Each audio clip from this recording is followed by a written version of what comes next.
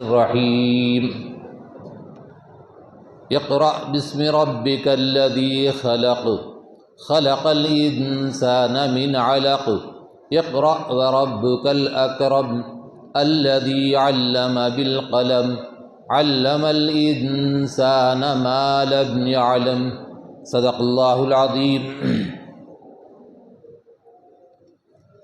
قابل قدر جناب ڈاکٹر محمد عباس خان صاحب زیدہ مجدہ، جناب مولانا مفتی محمود احمد صاحب زیدہ مجدہ، اور مفتی محمد معراج صاحب اور دیگر سامعین کرام اور عزیز طلباء، پردہ نشین میری ماں اور بہنیں، جیسے ہی میں یہاں پر آیا اور آ کر بیٹھا تو کچھ پرانی یادیں مجھے آنے لگی۔ اتفاق کی بات ہے کہ اس زمانے کا کوئی فرد اس مسجد میں سوائے حضرت کے کوئی بھی نہیں ہے۔ اس زمانے کا جب یہاں پر یہ مسجد نہیں تھی، اشاعت العلوم مدرسہ تو قائم ہو چکا تھا، لیکن مسجد کے لیے کوشش کر رہے تھے، تو یہاں پر یہ زمین چھوڑی گئی تھی۔ تو اس وقت میں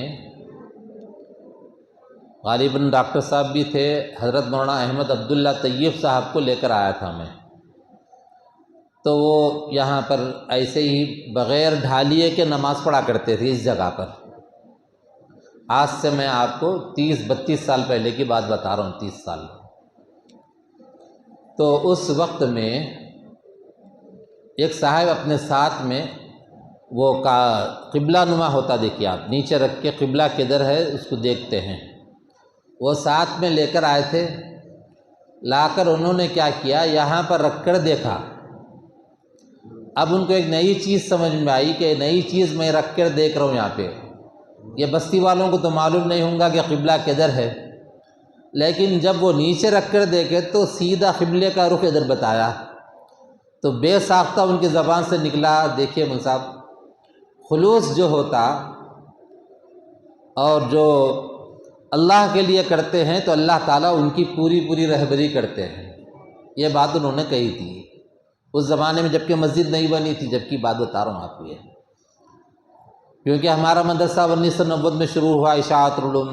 یہ مفتی صاحب تھوڑے دن کے بعد آئے، لیکن اس سے پہلے آنے والے وہ آدم ایک تھے یہاں کے، اور لوگ تھے۔ ایک صاحب یہاں پر روشن علی صاحب نام کے تھے، ایک اب ہے نہیں، اللہ کو پیارے ہو گئے نہیں معلوم، بہرحال پیارے ہو گئے اللہ کو، اللہ مغفرت فرمائے ان سب کی۔ تو اور بھی لوگ تھے، تو ہم ان سے ملنے کے لیے اس زمانے میں آتے تھے۔ تو مجھے یہ باتیں یاد آتی رہی، اور یہ بھی ذہن میں آیا کہ اسی علاقے کا ایک بچہ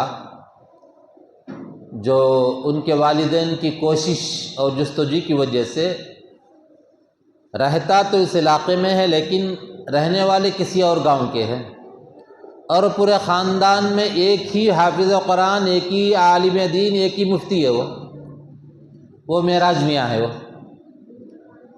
تو اللہ تعالیٰ نے ان کو دین کی دولت سے نوازا۔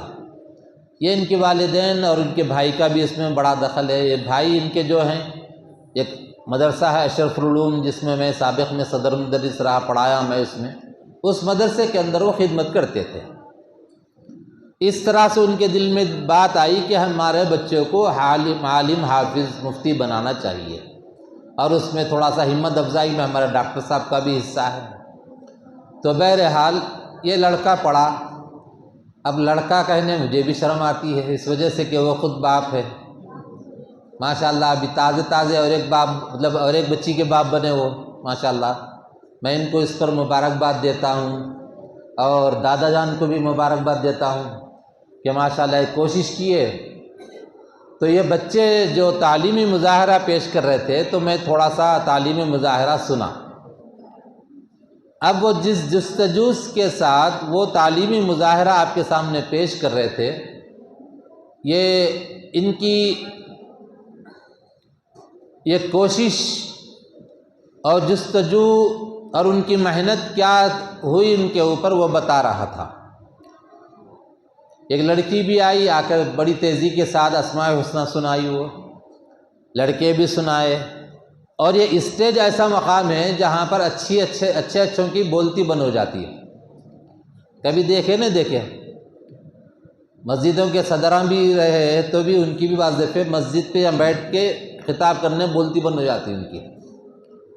اکثر میں ایک واقعہ سناتا ہوں میں کہ مودن صاحب کو آ کے صدر صاحب بولے، مودن صاحب ذرا اعلان کر دیجئے آپ کہ عشاء کی اذان 7:45 بجے ہوں گی، نماز 8 بجے ہوں گی، یہ اعلان کرو۔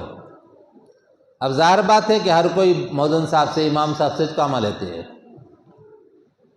تو بیچارے نماز جیسے ہی ختم ہوئی، السلام علیکم ورحمۃ اللہ، السلام علیکم ورحمۃ اللہ، مودن صاحب جلدی اٹھے، اٹھ کے بولے محترم بزرگوں دوست، کل سے انشاءاللہ عشاء کی اذان 8 بجے ہوئیں گی، نماز 7:45 بجے ہوئیں گی بول کے اعلان کر دیا۔